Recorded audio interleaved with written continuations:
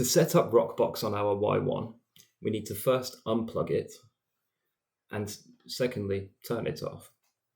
What we then need to do is open Y1 Helper, click Install Firmware, and then select our Project Gallagher core with Rockbox custom firmware. This includes a custom firmware with changes needed to support Rockbox and a version of Rockbox which is designed specifically to enable better music playback on the Y1. We'll click Install and this will start the download process. Once the download is finished and the firmware is installed on your device, we simply connect it with a USB cable.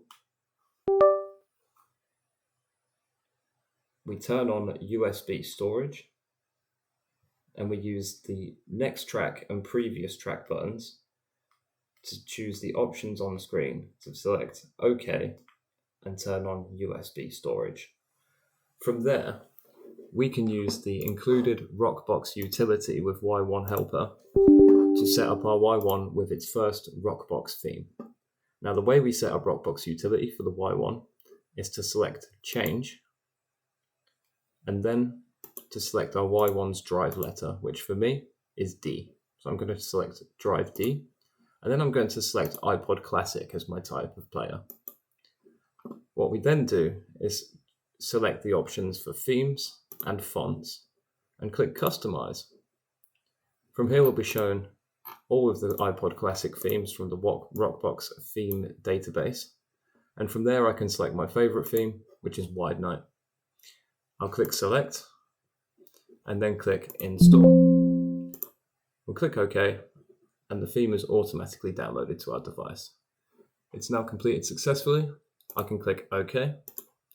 I can now turn off USB storage on the device.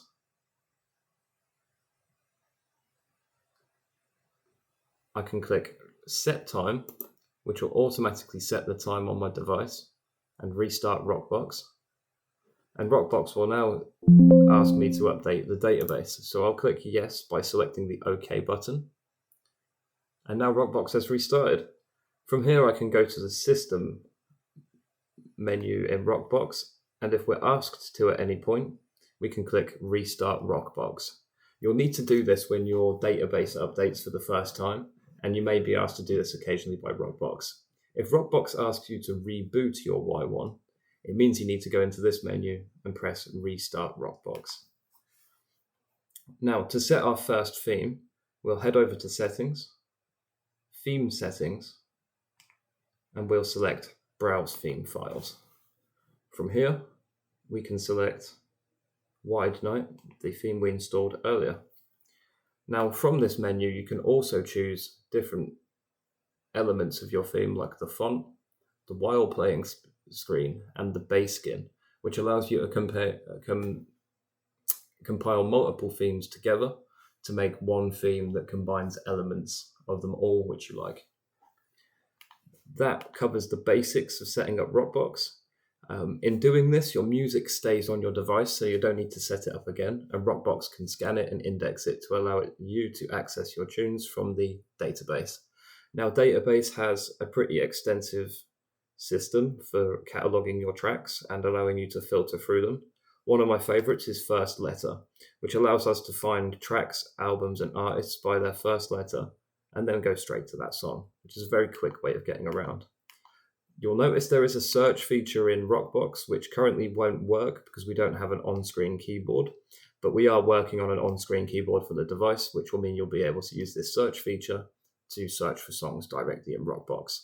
So this is one area where Rockbox is not as good as the original music player, as well as not having a specific function for audiobooks and photographs. But these are all things that are being worked on for custom firmware. Improvements over the original music experience include the ability to play gapless music without interruptions, and for artist and track names to be shown on screen that are longer than would be allowed in the interface usually. This means that when we have songs playing, you can see the full name of the song scroll across and get a fuller view of the track you're listening to. If you have any issues with your device and it crashes, you can use Y1 Helper to restart the device, but there is also a reset whole to the left of the charging port should you need to use this. And you can stick a paper clip in there to reset the device if it crashes. And this is also a great way of using the firmware installer and making sure that it is ready to install firmwares.